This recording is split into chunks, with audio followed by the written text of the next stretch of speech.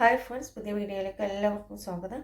ഇന്ന് നമുക്ക് മാനേജ്മെൻറ്റിൻ്റെ രണ്ടാമത്തെ ഫംഗ്ഷനായ ഓർഗനൈസിങ് എന്താണെന്ന് നോക്കാം. മാനേജ്മെൻറ്റിൻ്റെ ആദ്യത്തെ ഫംഗ്ഷനാണ് പ്ലാനിങ്. പ്ലാനിങ്ങിൽ പറയുന്നത് നമ്മൾ എന്താണ് ചെയ്യേണ്ടത്, അല്ലെങ്കിൽ ഒരു കാര്യം എങ്ങനെയാണ് ചെയ്യേണ്ടത് എന്നൊക്കെ ഉള്ളത് മുൻകൂട്ടി തീരുമാനിച്ച് വെക്കുന്നതിനെയാണ് പ്ലാനിങ് എന്ന് പറയുന്നത്. നെക്സ്റ്റ് ഫംഗ്ഷനാണ് ഓർഗനൈസിങ്. ഓർഗനൈസിങ് എന്ന് പറഞ്ഞാൽ process of defining and grouping activities. ആ സ്ഥാപനത്തിലെ ആക്ടിവിറ്റീസ് എന്തൊക്കെയാണെന്ന് മനസ്സിലാക്കുകയും അതിൻ്റെ ബേസിൽ ഒരേ സ്വഭാവമുള്ള ആക്ടിവിറ്റീസിനെ ഗ്രൂപ്പുകൾ ആക്കുകയും ചെയ്യുകയാണ് ഓർഗനൈസിങ്ങിൽ ചെയ്യുന്നത്. അതുപോലെ തന്നെ ഈ പ്രവർത്തനങ്ങൾക്കിടയിൽ പരസ്പരം ഒരു ബന്ധം ഉണ്ടാക്കിയെടുക്കുകയും കൂടി ചെയ്യുകയാണ് ഓർഗനൈസിങ്ങിൽ ചെയ്യുന്നത്. അപ്പോൾ ഓർഗനൈസിങ് എന്ന് പറഞ്ഞാൽ ആ സ്ഥാപനത്തിലെ ആക്ടിവിറ്റീസ് എന്തൊക്കെയാണെന്ന് തിരിച്ചറിയുകയും അതുപോലെ തന്നെ ഒരേ സ്വഭാവമുള്ള ആക്ടിവിറ്റീസിനെ ഗ്രൂപ്പുകളാക്കുകയും ചെയ്യുകയാണ് ഓർഗനൈസിങ് അല്ലെങ്കിൽ സംഘാടനത്തിൽ ചെയ്യുന്നത്. ഒരു എക്സാമ്പിൾ പറയുകയാണെങ്കിൽ, ഒരു സ്ഥാപനത്തിൽ ഒരുപാട് ആക്ടിവിറ്റീസ് ഉണ്ടാവും. സെയിൽസ് ഉണ്ടാവും, പർച്ചേസ് ഉണ്ടാവും, അതുപോലെ തന്നെ അഡ്വർടൈസ് ചെയ്യാനും പ്രൊമോട്ട് ചെയ്യാനൊക്കെ മാർക്കറ്റിംഗ് ഡിപ്പാർട്ട്മെൻറ്റ് ഉണ്ടാവും. അപ്പോൾ ഈ ഒരേ സ്വഭാവമുള്ളതിനെ ഓരോ ഡിപ്പാർട്ട്മെൻറ്റ് വയസ്സാക്കുക. Sales department, purchase department, finance related ആയിട്ടുള്ള ഫിനാൻസ് ഡിപ്പാർട്ട്മെൻറ്റ്, പിന്നെ എംപ്ലോയീസുമായി ബന്ധപ്പെട്ടിട്ടുള്ള പേഴ്സണൽ ഡിപ്പാർട്ട്മെൻറ്റ്, ഇങ്ങനെ ഓരോ ക്ലാസ്സുകളൊക്കെ നമ്മൾ ഗ്രൂപ്പ് ചെയ്യാണ് ഓർഗനൈസിങ് ചെയ്യുന്നത്. അപ്പോൾ ഓർഗനൈസിങ് എന്ന് പറഞ്ഞാൽ ഒരു സ്ഥാപനത്തിലെ ആക്ടിവിറ്റീസ് ഏതൊക്കെയാണെന്ന് തിരിച്ചറിയുകയും അവയെ ഗ്രൂപ്പുകളാക്കി തിരിക്കുകയും ചെയ്യുകയാണ് ഓർഗനൈസിങ് ചെയ്യുന്നത്. അതുപോലെ തന്നെ അവിടുത്തെ ആക്ടിവിറ്റീസ് തമ്മിൽ പരസ്പരം ഒരു ബന്ധം, അധികാരബന്ധം ഉണ്ടാക്കിയെടുക്കുകയും കൂടിയാണ് ഓർഗനൈസിങ്ങിൽ ചെയ്യുന്നത്. ഈ മീനിങ്ങിനെ നമുക്ക് ഡെഫിനിഷനായിട്ടും എഴുതാം. തിയോ ഹൈമാൻ പറഞ്ഞിട്ടുള്ള ഡെഫിനിഷനായിട്ടും ഓർഗനൈസിങ്ങിൻ്റെ മീനിങ് നമുക്ക് എഴുതാം. Organising is process of defining and grouping activities of the enterprise.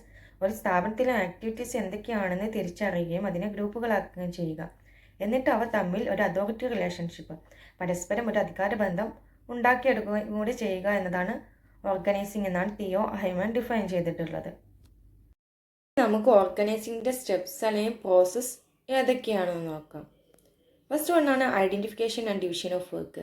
ആദ്യമായിട്ട് അവിടെയുള്ള വർക്ക് ഏതൊക്കെയാണെന്ന് മനസ്സിലാക്കുകയും അതിന് ശേഷം ടോട്ടൽ വർക്കിനെ ഡിവൈഡ് ചെയ്യുകയും ചെയ്യുക. അതായത് മുൻകൂട്ടി തയ്യാറാക്കിയ പ്ലാനിനനുസരിച്ച് നമ്മുടെ വർക്ക് ഏതൊക്കെയാണെന്ന് മനസ്സിലാക്കിയിട്ട് ആ വർക്കിനെ ഡിവൈഡ് ചെയ്യുകയും ചെയ്യുക എന്നാണ് ഫസ്റ്റ് സ്റ്റെപ്പിൽ പറയുന്നത്. അപ്പോൾ വർക്ക് ഡിവൈഡ് ചെയ്യുമ്പോൾ അത് മാനേജബിൾ ആക്ടിവിറ്റീസ്, നമുക്ക് മാനേജ് ചെയ്യാൻ കഴിയുന്ന ആക്ടിവിറ്റീസ് ആയിട്ട് ഡിവൈഡ് ചെയ്യണം. അതുപോലെ തന്നെ ഡ്യൂപ്ലിക്കേഷൻ ഓഫ് വർക്ക് വരാനും പാടില്ല എന്നാണ് ഇവിടെ പറഞ്ഞിട്ടുള്ളത്. അതുപോലെ തന്നെ ensure specialisation of effort. Work divide ചെയ്യുമ്പോൾ ആ വർക്ക് ഓരോന്ന് സ്പെഷ്യലൈസേഷൻ, പെർട്ടിക്കുലർ ഏരിയ സ്പെഷ്യലൈസ് ചെയ്തിട്ട് വേണം വർക്കിനെ നമ്മൾ ഡിവൈഡ് ചെയ്യാൻ വേണ്ടിയിട്ട്. അപ്പോൾ ഫസ്റ്റ് വണ്ണാണ് identification and division of work. Work ഏതൊക്കെയാണെന്ന് മനസ്സിലാക്കുകയും അതിന് ശേഷം അത് ആക്ടിവിറ്റീസ് ആക്കി ഡിവൈഡ് ചെയ്യുകയും ചെയ്യുക എന്നാണ് ഇവിടെ പറഞ്ഞിട്ടുള്ളത്. നെക്സ്റ്റ് സ്റ്റെപ്പാണ് ഡിപ്പാർട്ട്മെൻറ്റലൈസേഷൻ. ഡിപ്പാർട്ട്മെൻറ്റലൈസേഷൻ എന്ന് പറഞ്ഞാൽ സിമിലർ നേച്ചർ, ഒരേ സ്വഭാവമുള്ള ആക്ടിവിറ്റീസിന് ഗ്രൂപ്പുകളാക്കുന്നതിനെയാണ് ഡിപ്പാർട്ട്മെൻറ്റലൈസേഷൻ എന്ന് പറയുന്നത്. ഒരു ഫെസിലിറ്റേറ്റ് സ്പെഷ്യലൈസേഷൻ.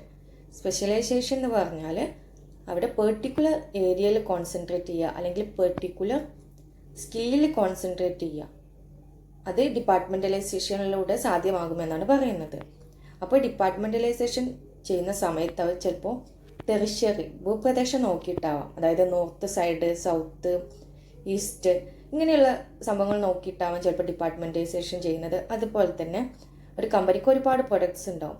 അപ്പോൾ ആ പ്രൊഡക്റ്റിനനുസരിച്ചാവാം അവർ ഡിപ്പാർട്ട്മെൻറ്റലൈസേഷൻ ചെയ്യുന്നത്.